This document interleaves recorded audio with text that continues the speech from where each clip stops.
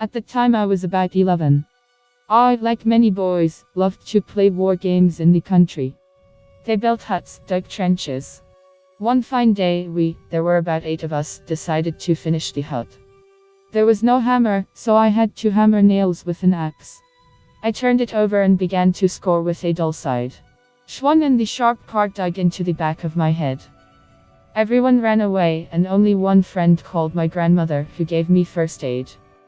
A friend has died, doctors are to blame, unfortunately. He left his wife and daughter.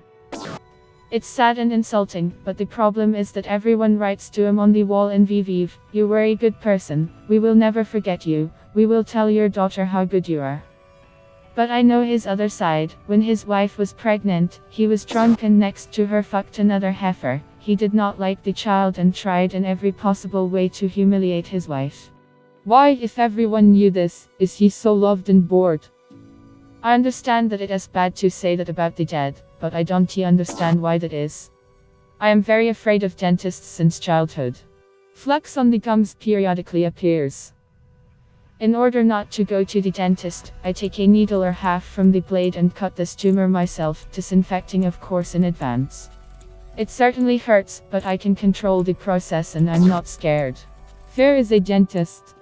I have been doing this since I was 16. Guy, 22 years old. When I was 6 years old, my mother left me alone with my uncle, who was sitting tight on the screw. The drug is so homemade, and she went to work. In the morning, my uncle boiled, pricked and showed me the puppet theater from empty beer bottles all day, told fairy tales about the babuka and the magic forest, and cooked amazing pancakes, thin and lace. Uncle has been gone for a long time and I still cannot forget this day, although 16 years have passed already.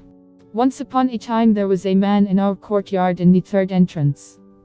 He had a son, and he decided to celebrate this business. Apparently, he got drunk in the trash and fucked the gypsies. I don't know where he found them, that he had friendship with the police, as his wife and his relatives worked there. On the day his wife and son were discharged from the hospital, he had to go to meet them, but did not come, because he was stolen by gypsies. For the first time in my life, a boil on my ass jumped up. Medication did not bring results, it got worse. I took a 5mm syringe and cut it off from the side where the needle is inserted. He asked his wife to suck pus from the boil with his help. Voila! 3 procedures, scabs of blood and pus, and the tumor abruptly declined. It hurts, but effective. Somehow local drunks thundered in the courtyard, and one madame hung out with them. She got drunk, and they all began to shove them in turn. At the end she fell asleep, and friends decided to put a fir cone in her there. It's ridiculous. They inserted and further thumped, and the lump in the warmth opened. The girl loudly squeals from pain, cannot take it out.